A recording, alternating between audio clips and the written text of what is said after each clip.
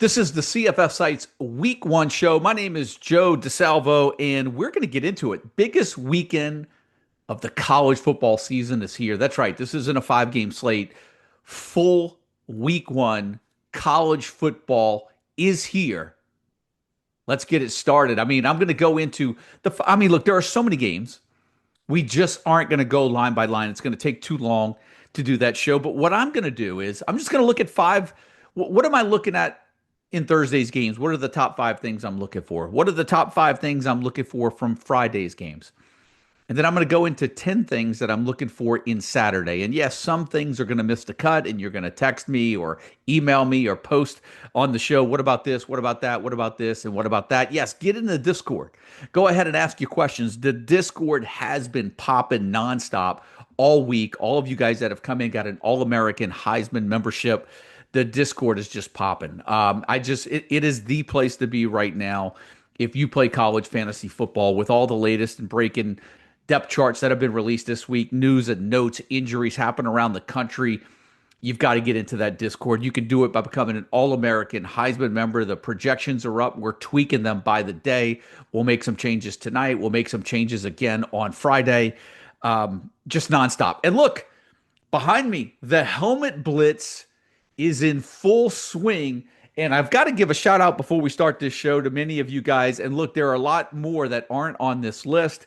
Roger Dordell, Timothy Reinhart, Justin Light, Charles York, Adam Fowler, Jennifer Wilder, Logan Majors, John Pesavento, Solomon Sackett, Jeffrey McNeil, Michael Ellison, and John Baker, and many more. You're going to get shout outs on future shows. The Helmet Blitz, thanks to you guys that have contributing to help build the shelf behind me. Got a long way to go. Even more names, more helmets coming. If you don't see your team up there, get in on the Helmet Blitz, support your team, and let's get this thing going even bigger and better as we go throughout the year. Or, hey, look, contribute to the Helmet Blitz, even if you want to give a shout out or trash talk your league rivals or your school's rivals. Go ahead and get it in. I'll be glad to give you a shout out or trash talk on the show for you guys. But let's get into it. Week 1. What am I looking for most out of Thursday's games? And I think at the top of the list, it's the first game of the week. What's going to happen at Boise State at running back, right? Malik Sherrod, Sire Gaines. What's going to happen with that Boise State backfield? You know, as we come out of last season where Ashton Jeanty just had an absolute monster year, that's what we're looking at. The running back spot for Boise State is probably one of the biggest things that I'm looking at for this weekend. But like I said, Malik Sherrod, Sire Gaines, is anybody going to be a bell cow back? Will we see them mix it up a little bit? Who gets used on third downs? Who gets used around the goal line? We'll see what happens in the Boise State backfield in that matchup against South Florida, which really is an early matchup. 4:30 Central Time, 5:30 Eastern, early kickoff in that game. Rutgers hosting Ohio. I think that's a real big one that I want to watch. Why? Same reason that I'm looking forward to the Boise State matchup. It's what's going to go on in that backfield, right? Like you've got Antoine Raymond there and CJ Campbell, the transfer. We had Raymond there as running back one all preseason long. We're hearing winds and whispers and rumors that CJ Campbell may in fact be the lead back there. It's allowed us, we've been forced to kind of tweak the week 1 rankings on this, but I think that's going to be under the microscope, that Rutgers running back one. Let's see if there's a bell cow there, or will we get it mixed up? Rutgers should give both guys work in that matchup against Ohio, but not an opponent they're going to be able to underestimate. So we're going to see, I think, really soon where that Rutgers backfield is coming out of the gate. Let's look at another backfield on Thursday night. UL Monroe hosting St. Francis. We're probably going to get a lot of utilization from the entire stable of backs for UL Monroe. But Zach Palmer-Smith, we were on in the preseason. Let's see if he gets most of the work in this week 1. Will it be Ford? Will it be another back? You've got to remember last year, Ahmad Hardy had an unbelievable season in that backfield. He was the bell cow back. I don't even believe he was on the 2 deep to start the season. So I'm not going to put a lot of stock into that week one depth chart right now until we see UL Monroe play, but we know with the style that they run, the running back one in that system is definitely someone to target in that offense. Oklahoma State hosting UT Martin. Why is Oklahoma State on my list? Well, you've got the quarterback competition with Flores and Haney. Haney was the name the starter. Let's see how he pans out. But the reason why I think Oklahoma State's on here, it's not really one position. We're going into a season where there's a little bit of uncertainty at running back, a little bit of uncertainty at wide receiver one. Let's see what happens with that Oklahoma State offense in this week one matchup on Thursday night against St. Francis and see if we get some clear cut quarterback one, running back one, wide receiver one out of that offense. And then I think just to finish it off on Thursday, I think the Wisconsin backfield, we definitely need to see what happens there with Dylan Jones. We've had him pegged as the starter there.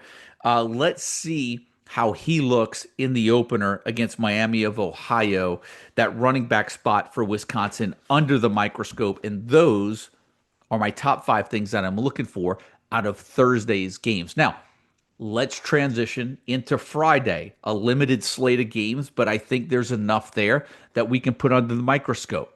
The Michigan State running back. Let's see what pans out there. There's been a lot of shakeups, a lot of talk of the young guys getting looks. Could be one of any 3 guys in that Michigan State backfield. They open up with Western Michigan.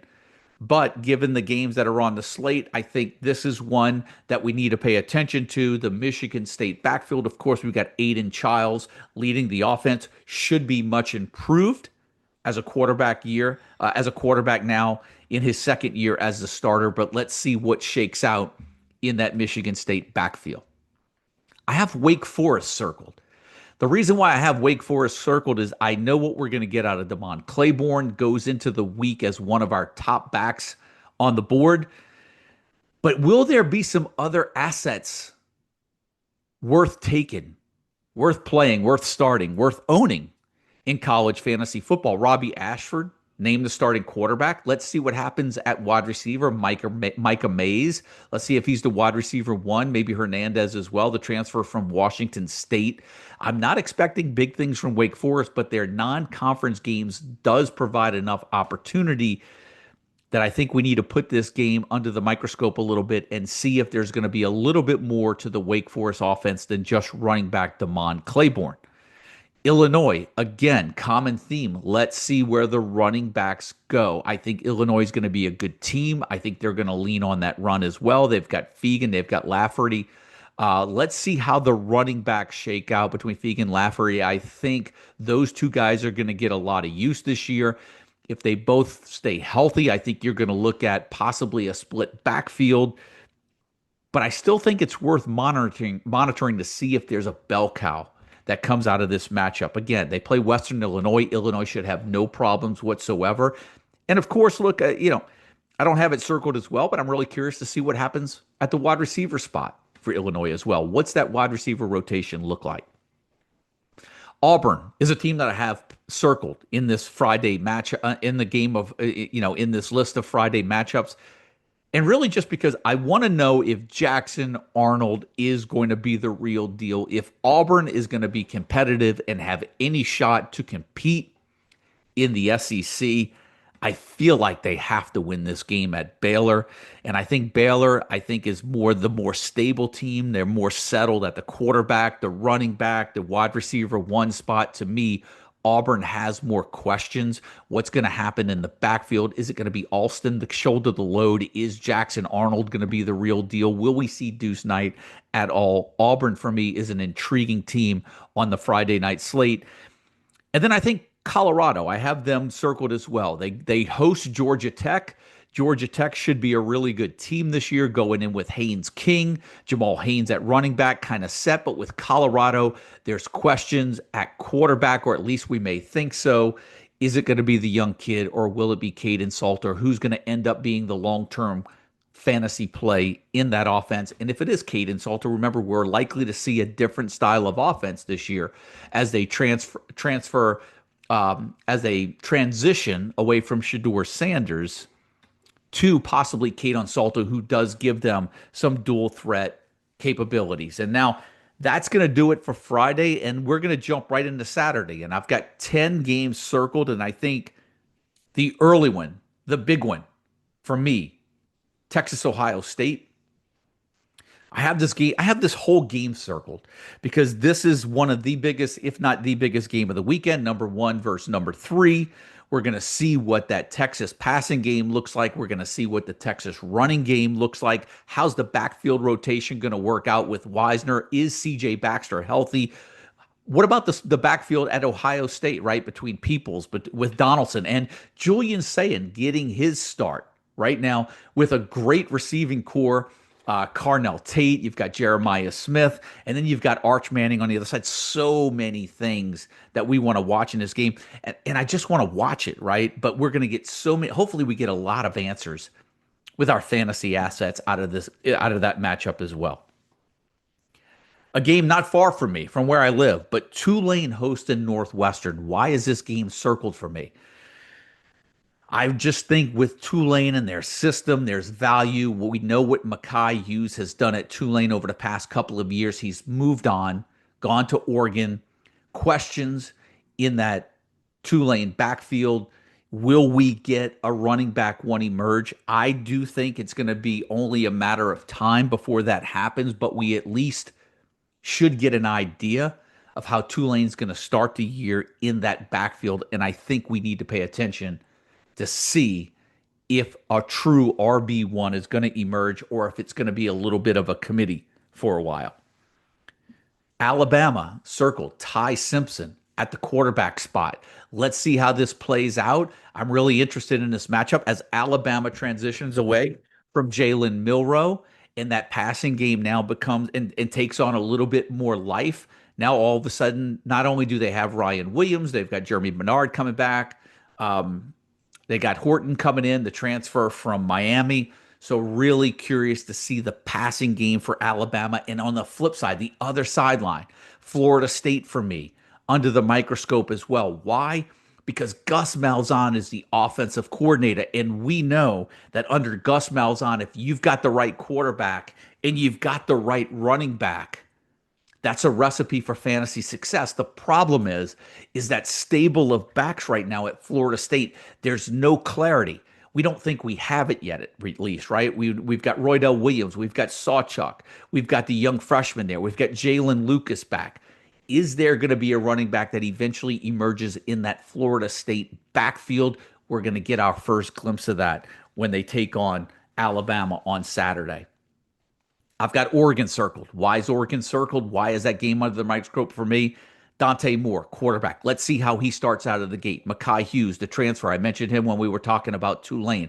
But I think what's more intriguing for me is the wide receiver rotation. You've got Sadiq, the tight end. Will he act more like a wide receiver this year now that they've lost Evan Stewart for a while? How does the freshman Dakarian Moore fit into this offense? And who is that second and third receiver that we know in that Oregon offense can be a productive fantasy asset?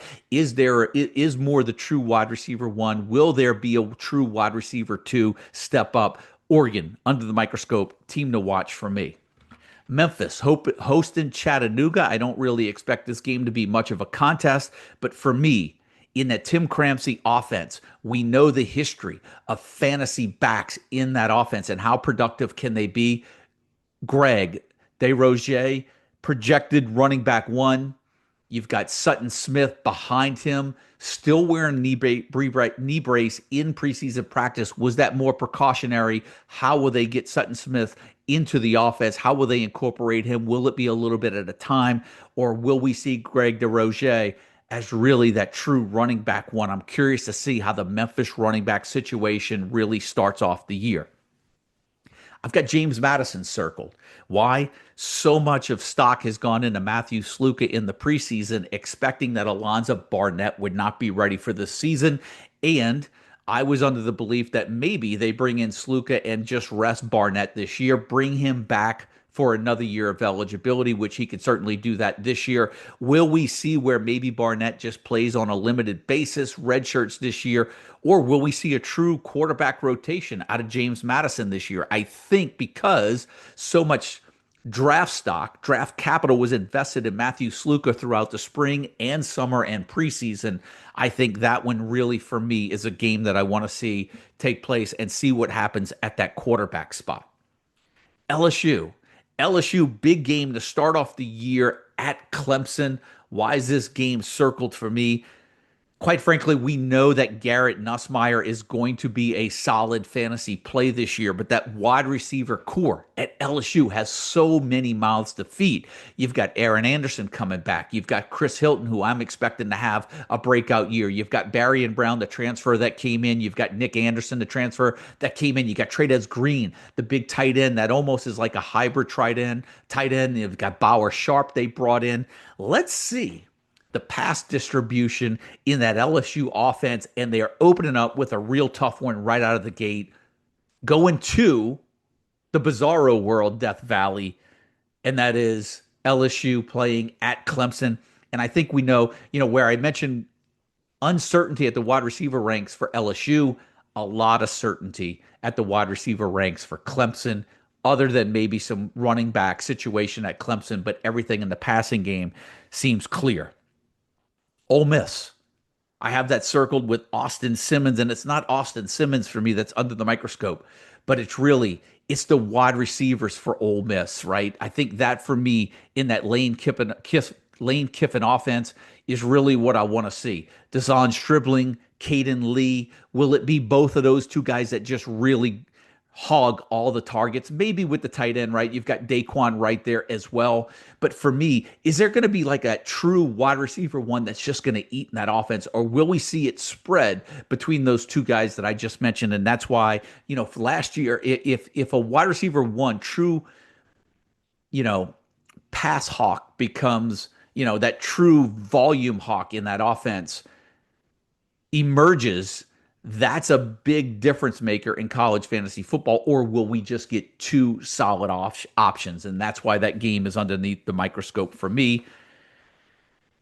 And then I think for me, I have this one bunched as one, even though they're two different games, but they're both 7 o'clock kickoffs. They're both in the state of Texas, and they are both teams that have offenses that we're interested in.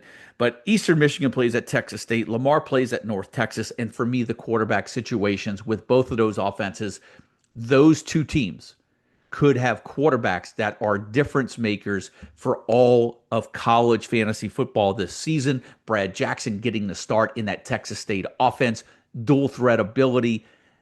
Let's see what GJ Kinney can do with him in that offense. And of course, Drew Mestemaker beat out Parfenbarger, the transfer, and let's see if Mestemaker can really carry that offense. And so for me, two Texas G5 teams starting at the same time, really under the microscope for me. I want to see the quarterback play in those offenses. And then the last thing that I have under the microscope for me, the last bit of week one on a Saturday slate, and of course I included Sunday and Monday games as well. But this is the last one of Saturday that jumps out to me in the 10th one under the microscope. Arizona State running back. Kyson Brown came out, depth chart running back one. We've been on Kyson Brown all off season. Never really put him too high because, of course, they had Udo coming back. They had Raleek Brown as well. Will we see them split the carries up a little bit? We know the offensive coordinator likes to ride a running back one, likes to really ride his running back one. Will Kyson Brown be that guy? Will we see Sam Levin involved a little bit more in the running game? Let's see how Arizona State utilizes those running backs in week one. And for me, there's so much more that I'm going to be looking for. But when we think about looking at week one, doing a show, what can I give you guys to kind of put under the microscope as we're watching the games going into the weekend real quick for me? That's really it. Those were about 20 games that I gave you, 5 on Thursday, 5 on Friday, and 10 on Saturday. Those are some of the top things that I'm looking for out of this week one schedule that's going to allow us to really look at it, analyze it, diagnose these games, diagnose this utilization, and say, were we on it? Do we need to pivot? We're going to find out really quick, hopefully, in week one, where we stand in a lot of those offenses. But that's it. I'm ready for the games to start, like real short and sweet. I thought I'd be going a lot longer in week one, but that's it. Those are the 20 things that I'm looking for out of the week one slate. Again, as soon as I hop off of here, it's back to the projections. It's back to the DFS write ups. Mike's Thursday write up is already up. The Friday up will be up by the end of the night. He's got the Saturday main coming. He's still got the Saturday late. Um, We'll be making changes to the projections all the way up until kickoff, keeping you guys updated with injuries as information comes in. And again, if you don't have an All American or Heisman level membership and are in that Discord, I'm telling you, you have to get in there. It's the place to be if you are serious about winning your leagues and playing college fantasy football. But that's going to do it for the week one show. Thanks to everyone that is contributing to help build the Helmet Blitz and make it a thing. I appreciate everything that you're doing. Mike and I have appreciate all of what you're doing to help build the CFF site and help build college fantasy football. So for my partner, Mike Bainbridge, my name's Joe DeSalvo. That's going to do it for the week one show. Good luck to everyone this week. I'll see you in week two.